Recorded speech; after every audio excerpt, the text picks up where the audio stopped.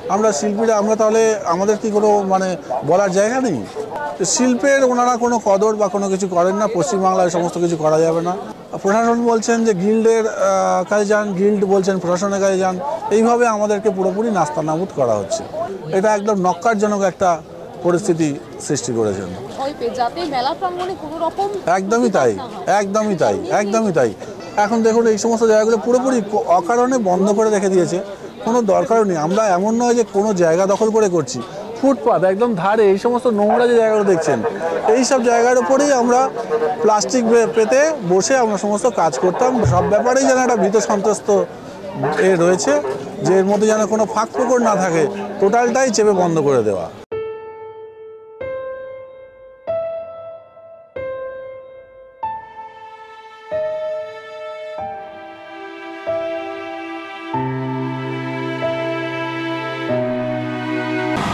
নমস্কার, 7 আইভিক নিউজ নেটওয়ার্কের সকলকে স্বাগত। এই মুহূর্তে 7 আইভিক নিউজের পর্দায় রয়েছে আমি মৃত্তিকা, রয়েছে কলকাতা বইমেলায়। কলকাতা বইমেলার অন্যতম একটা ইতিহাস, একটা সৃষ্টি যাকে বলে, সেটা হলো লাইভ পেন্টিং। যারা আমরা কলকাতা বইমেলায় আসি বা এসেছি এতগুলো বছর ধরে, তারা আমরা জানি যে এই জায়গায় অর্থাৎ সেন্ট্রাল পার্কে কলকাতা বইমেলা শিফট হওয়ার পর থেকে কিন্তু আমার পেছনে যে অঞ্চলটা আপনারা দেখছেন, সেই অঞ্চলে লাইভ পেন্টিং, হস্তশিল্প মেলা অর্থাৎ একটা শিল্পের সমাহার বসত। শিল্পীরা বসতেন ছবি আঁকতে, গান গাইতে, নাটক করতে এবং থাকতো মুক্ত মঞ্চ। চলতি বছর 48তম কলকাতা আন্তর্জাতিক বইমেলায় কিন্তু এর কোনোটারই দেখা পাইনি আমরা। কার্যত শিল্পীদের বসতে দেওয়া হয়নি ছবি আঁকতে, গান গাইতে, নাটক করতে। কলকাতা বইমেলার অন্যতম একটা ঐতিহ্য ছিল লাইভ পেন্টিং, হস্তশিল্প, মানে যে শিল্পীরা বসে থাকতেন, বসে আঁকতেন, গান গাইতেন, নাটক করতেন। দাদা, যদি আপনাকে প্রশ্ন করি, এবছর সেই শিল্পীদের বসতে দেওয়া হলো না, সেটা কেন? আমরা বিগত যখন গড়ের মাঠে বইমেলা ছিল তখন থেকেই আমরা এই কাজটা করে আসছি এবং বহু বছর ধরে শুধুমাত্র কলকাতার আশেপাশে নয়, বাইরেও মানে পশ্চিমবঙ্গ তথা পশ্চিমবঙ্গের বাইরে অনেক শিল্পীরাও এখানে আসতেন। আমাদের একটা মিলনস্থল ছিল এটা। আমরা অনেক ছেলের কাছে এটা একটা আর্ট কলেজের মতন একটা ওয়ার্কশপ টাইপের আমরা নিজেদের মধ্যে কাজের আদান প্রদান করতাম। কে কেমন কাজ করছে সারা বছর একজন আরেকজনের থেকে শিখতাম আমরা, ঠিক আছে? তো এটা একটা বিরাট শিল্পের একটা বিরাট মিলনস্থল বলা চলে। এখানে পয়সা রোজগার করা বা এ করা এটা কিন্তু মূল কেন্দ্রবিন্দু নয়। সেই যে সেন্টিমেন্ট, সেই যে ভালো লাগা, ভালোবাসার জায়গাটা অদ্ভুতভাবে রাজ্য সরকারের প্রশাসনের কি বলবো একদম চূড়ান্ত অসম্মান জানানো। শিল্পের ওনারা কোনো কদর বা কোনো কিছু করেন না। পশ্চিমবাংলায় সমস্ত কিছু করা যাবে না।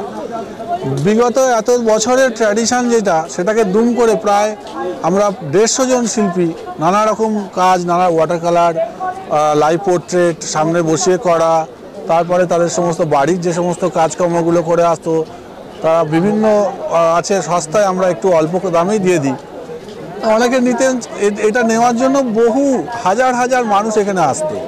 হ্যাঁ, আমরা যখন পার্ক স্ট্রিটে ওই পার্ক সার্কাসের ওখানে যখন মেলাটা হতো তখনও আমরা যথেষ্ট সম্মানের সঙ্গে কাজ করেছি এবং বসেছি। এই বছর প্রশাসন বলছেন যে গিল্ডের কাজে যান, গিল্ড বলছেন প্রশাসনের কাজে যান।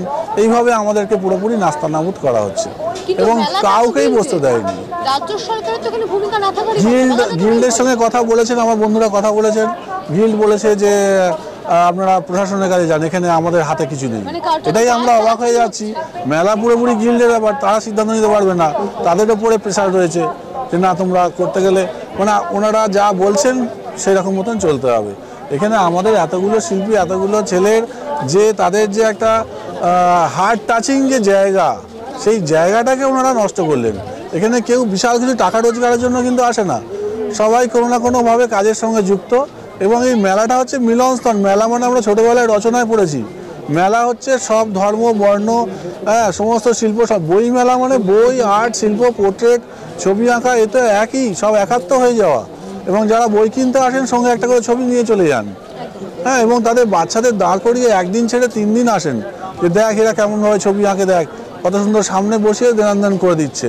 তারপর কত বিভিন্ন কাজ সারা বছর যে সমস্ত ছেলেমেয়েরা তাদের নিজেদের যে সমস্ত কাজগুলো করে, তারা নিয়ে আসে, আমরা বন্ধুদের কাজগুলো দেখি, নিজেদের মধ্যে আলোচনা করি, একসাথে বসে আমরা কাজ করি। অনেকের কাছে এটা একটা আর্ট কলেজের মতন।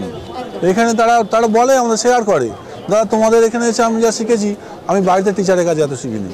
তো সেই জায়গাটা পুরোপুরি বন্ধ করে দিয়ে আমি বলবো এটা একদম নক্কারজনক একটা পরিস্থিতি সৃষ্টি করেছেন।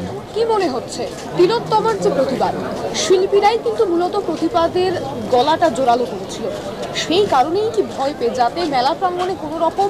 একদমই তাই, একদমই তাই, একদমই তাই। অথচ আমাদের মধ্যে এমন কোনো টার্গেট ছিল না যে আমরা এই প্রতিবাদ তো অবশ্যই দরকার।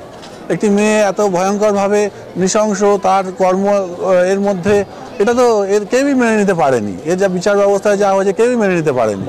তো এটা তো প্রতিবাদ সবাইকার মধ্যেই রয়েছে। আমাদের ঘরেও বাচ্চা মেয়ে রয়েছে, আমাদের ফ্যামিলি রয়েছে, তাদের সঙ্গেও কিছু হলে তাদের আর কোনো এইরকম জায়গা থেকে যদি এই পরিস্থিতি এই বিচার হয় তাহলে আর আমাদের পরিবারগুলো সমস্ত তাদের কি হবে, তাদের তো কিছুই তো বলার মতন নেই। কিন্তু এরকম আমাদের কোনো টার্গেট ছিল না আমাদের এই শিল্পীদের যে এখান থেকে একটা প্রতিবাদ তৈরি করব বা কিছু আগুন জ্বালিয়ে উঠবো, সেরকম কিছু ছিল না। নর্মাল যেমন প্রতি বছর আমরা শিল্পকর্ম নিয়ে আসি, নিজেরা পোর্ট্রেট করি বা করি, এখন দেখুন এই সমস্ত জায়গাগুলো পুরোপুরি অকারণে বন্ধ করে রেখে দিয়েছে। কোনো দরকারও নেই। আমরা এমন নয় যে কোনো জায়গা দখল করে করছি, ফুটপাথ একদম ধারে এই সমস্ত নোংরা যে জায়গাগুলো দেখছেন এই সব জায়গার উপরেই আমরা প্লাস্টিক পেতে বসে আমরা সমস্ত কাজ করতাম বা যা কিছু আমাদের শিল্পের আদান প্রদান আমরা করতাম। আরেকটা কথা, তাহলে কি মনে হচ্ছে শিল্পীর যে গণতান্ত্রিক অধিকার তাতে কার্যত হস্তক্ষেপ? হ্যাঁ, 100% একদম। কোনো রকমভাবে কোনো জায়গায় যেন কোনো ফাঁক না থাকে, এটাই মানে সব ব্যাপারেই যেন একটা ভীত সন্ত্রস্ত রয়েছে, যে এর মধ্যে যেন কোনো ফাঁক ফোকর না থাকে, টোটালটাই চেপে বন্ধ করে দেওয়া, আর কিছুই নয়। এছাড়া আর কিছুই আমরা বলবো না। যদি আরেকটা জিনিস দেখেন, চলতি বছরে মেলায় কিন্তু অনেকগুলো ফুড কোর্ট হয়েছে। যদি ফুড কোর্ট হতে পারে, অন্যদিকে লিটল ম্যাগাজিনরাও কিন্তু প্রথমের দিকে আপনাদের মতোই তারা বসতেন, কাজ করতেন। লিটল ম্যাগাজিনকেও কিন্তু একটা প্যাভিলিয়ন দিয়ে দেওয়া হয়েছে, কিন্তু আপনাদের সেই ব্যবস্থা তো করা হয়নি। প্রতি বছরই আমরা গিল্ডের কাছে যাই, আমাদের সমস্ত কিছু কাজ ওনারা দেখেন, ওনারা ব্যক্তিগতভাবে আমাদেরকে বলে বাহ খুব ভালো কাজ হচ্ছে, বাহবা দেন এবং প্রশংসা করেন, চলে যান, নিজেদের বাচ্চাদের নিয়ে দেখিয়ে নিয়ে যান। বিভিন্ন রকম সমস্ত প্রশাসনের অনেক বড় বড় কর্তা ব্যক্তির লোকেরা আসেন, দেখেন। পার্সোনাল তাদের হার্টে তাদের আমাদের জন্য একটা জায়গা আছে, কিন্তু অর্গানাইজডভাবে আমাদেরকে একটা কিছু করে দেওয়া বা সেই সমস্ত কিছু ভাবা, সেটা রাজ্য সরকারের তরফ থেকে বা গিল্ডের তরফ থেকে কোনো পদক্ষেপ নেওয়া হয়নি। এই প্রতিবাদ কি জারি থাকবে? অবশ্যই থাকবে, অবশ্যই থাকবে। আমরা শিল্পীরা, আমরা তাহলে আমাদের কি কোনো মানে বলার জায়গা নেই?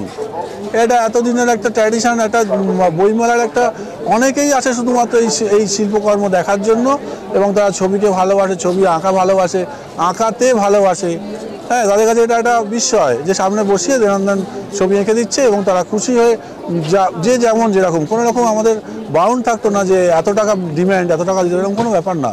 ঠিক আছে, আমরা ভালোবেসেও কাজ করি প্রচুর। একেবারে। আপনার নাম? নারায়ণ চক্রবর্তী, বাড়িপুর থেকে। Thank you.